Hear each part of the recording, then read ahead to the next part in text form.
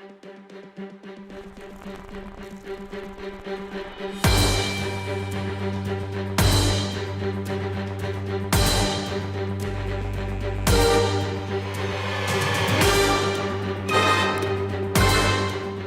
everyone, and welcome to Line of Fire, where we discuss the issues affecting the UT Dallas student body. On today's episode, we'll be discussing the platforms of both Wendy Davis and Greg Abbott, the two current candidates for governor in the state of Texas. We'll be discussing how their views on abortion and higher education might affect the student body at UT Dallas. The panelists I have with me today are Nancy Fairbank, a volunteer on Wendy Davis's campaign, along with Andrew Parker, a volunteer on Greg Abbott's campaign.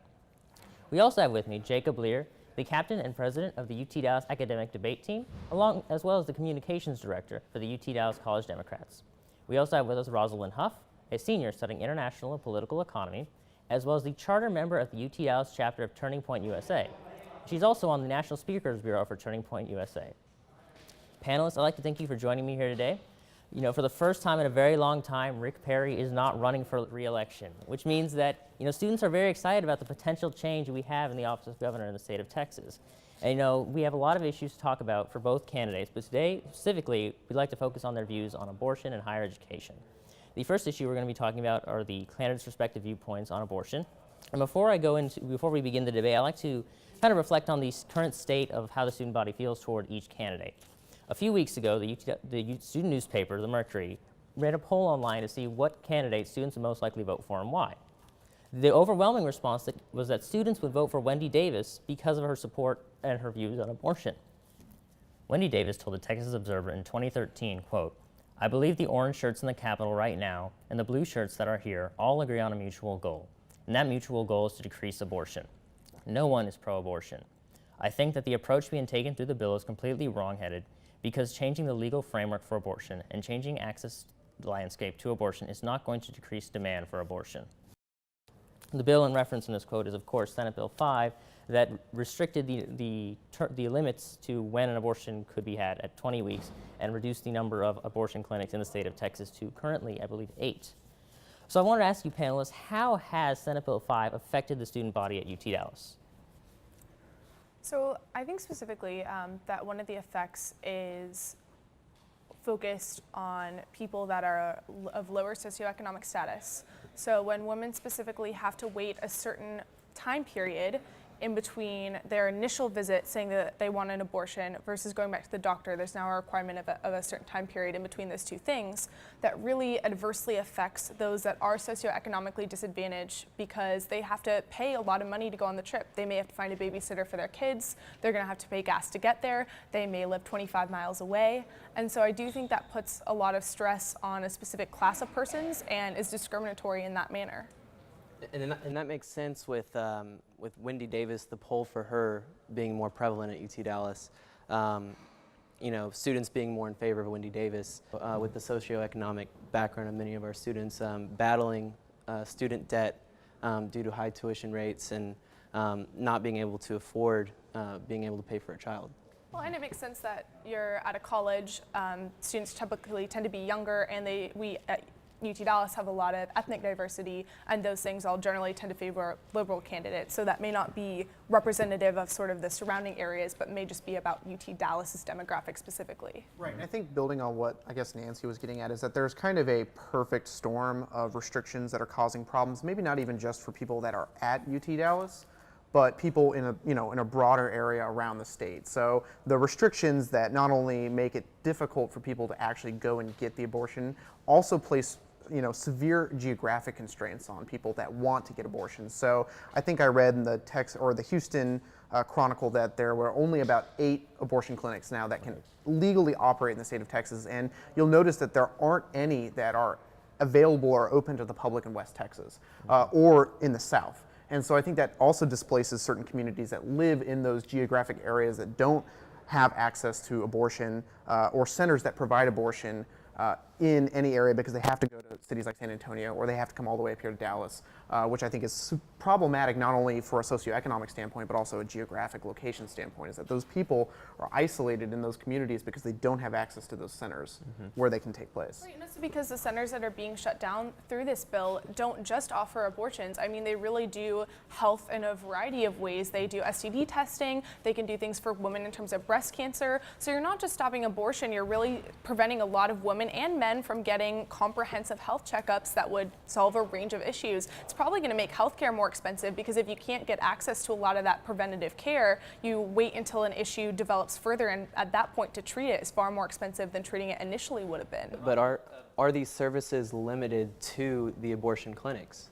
These extra services that you're speaking of, aren't there hospitals in these areas within a closer range that can provide the same thing? Absolutely, but I don't think it's right to force somebody. I mean, if the center's available and open to people, why make it harder, right? I understand that you can obviously get STD testing, you can get, contraception at other places, but, if you have one place that provides all of that, it's kind of backwards and asinine to assume that shutting down those centers and saying go somewhere else is a viable solution for some people. Plus, I think it's cheaper a lot of the time at those centers too. Really, these abortions, they really affect Blacks and Latinos mostly. So it wouldn't have, even though that poll was conducted here at UT Dallas, the diversity on this campus, it's only about 12% of Latinos here and 5% of African Americans. And then even within that 5%, they're Africans. So you have even a smaller percentage of Black Americans on campus. So when you look at it based upon Texas as a whole, because I lived in San Antonio, you have people that are living in the valley, people that are living on the border, Laredo, just that valley area. Those women and men, they have to travel very, very far, hours and hours, just to reach some place to have an abortion or get anything taken care of regarding health. So when you enact these laws to restrict women to travel based upon their bodies, you don't even know what it could do. I mean, it just really depends upon what the doctor wants them to do. You don't know how the abortion will affect or not. So if you have these women traveling, and it doesn't even necessarily have to be low socioeconomic status, it could be somebody wealthy. They may not want to travel all these hours just to go somewhere. But when you put that into place and you only have 8 clinics, that is just basically saying we don't care about the health of these men and women around us. 8 places, and these places are continuing to be shut down because of that. That doesn't make any sense. It's like saying, oh, well, okay, so you have to have this heart center, this one heart center, but you need to be building 5 more. But no, we can't have any more heart centers because they have to have the right lighting or the right wide open doors to go in. That doesn't make any sense. That's just ludicrous. So you think were the rules that the currently open abortion clinics have to comply with, do you think those are maybe frivolous or unnecessary? Some of those rules, yeah, they are unnecessary. They don't make any sense. It's just random rules. I don't know who in their right mind somehow created them or decided, oh, we want to have this in a clinic. So it doesn't make any sense to me. I mean, they say those rules are to protect women's health when they're getting abortions. At the same time, if they ban abortions, like I think that many Republican political candidates are leaning towards, that's going to affect women's health even more adversely, because you look back before abortion was legal and think about how many women died in botched back alleyway abortions. Well, I'd say it comes down to 2 major issues. It's mostly a moral debate here, but there's also the health concerns with abortions. That is also the argument on the Abbott campaign. When a woman goes through an abortion, there's potential consequences that can result, including hemorrhage, even death in some cases. Maybe not as frequent. I read it was 1 in 6,000. But there are potential complications that can result from abortions. But it's mostly a moral issue. The life of a fetus, the life of a child in the womb. So, I think there's going to always be debate on the moral issue, and I don't think that's something that can really ever be compromised on. I think it really just depends on the candidates and the person. But in terms of addressing the health issue, I would say again that I do think that having legalized abortion is very beneficial for women's health. I don't think anybody here doesn't want health to be a #1 priority for women, for children. But I think that there's a concern to be made about whether or not the access to abortion will actually stop abortions. And I think Nancy mentioned this before, is that women will seek out abortions, and this is not something that just to say that this is all something that women will do. This has actually been documented, and that there are women, particularly women that can't find easy access to abortions, will seek out alternative means, and oftentimes those alternative means are unsafe, unsanitary, unregulated, and they call them the illegal or back alley abortions, and that's not just to kind of scare people. It really sometimes is a situation that is frightening like that, and given that, it means that there are going to be abortions. There are going to be people that seek to terminate pregnancies, and it's then just a question of whether or not the state is hampering the ability for women who really honestly need it and want it and will seek it no matter what, access to safe, situation where they can follow through on the procedure in a way where complications are at a very reduced risk.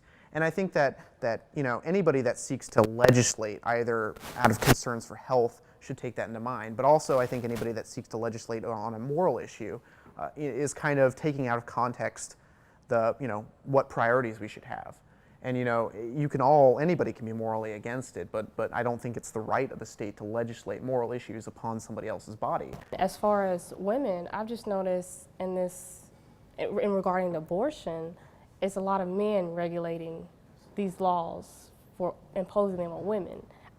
I just don't seem to get that. Anytime I'm in a classroom, anytime there's a debate, it's always the men battling it out, and women are the ones that are quiet. So it's always, I've just noticed, it's always the men that they're taking on this stand, and it's overshadowing and overpowering women and their rights. And to me, it doesn't make sense. Why would you establish these laws that just restrict and continue to restrict women? We're going to have to move on to another topic. We're going to be discussing now higher education and the candidates' views on each. Greg Abbott, as you all know, I'm sure, recently came to UT Dallas to discuss his higher education plan. I'd like to show you what he said. The fourth part of my education plan focuses on getting more students graduating on time. We must increase online college learning opportunities and count successful completion of those courses toward degree requirements. It focuses on making higher education in Texas more affordable and reducing the crushing burden of student loan debt. Both candidates are highly in support of making the UT systems and universities like UT Dallas some of the best in the state as well as the best in the nation. And one, I guess, key point in both of their campaigns is making sure that students are being able to complete the courses they take and make sure that they're not being crushed by student debt. So how do each of the candidates want to make sure that students are being crushed by student loan debt? Well, I guess I'd start with saying I'd contend the idea that Greg Abbott came here to discuss anything. I think that Most students were excluded from the event. Yeah, and I think that kind of is emblematic of the way that I think the Abbott campaign has approached a policy towards higher education, is applying what might be considered a robust, omnibus, one-size-fits-all approach to education that would assume that students are better off if they're all taking 1,000-student online courses that are generally fit towards degrees without any level of specificity or specialization for students to participate in. And I think it's kind of dangerous, because I think it doesn't get at the heart of the problem, which is whether or not college and whether or not just higher education, but also access to higher education is becoming more affordable.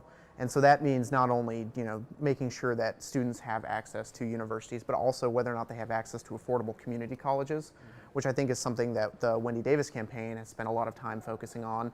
And also this is actually an issue that's in the lieutenant governor's race as well, talking about whether or not the price for community colleges should be dropped. And I even think to some point saying whether or not community colleges should be free or not. And so I think the contrast between the two plans is whether or not we should use online education or whether or not we should make education affordable. And I think that making education affordable is a much better step than trying to cater a omnibus online strategy that wouldn't necessarily fit for everybody's needs. Well, I wouldn't say that it's between making it affordable and making it online education. I think on the Greg Abbott side, it's making it affordable through online education. And you're limiting it to the and/or.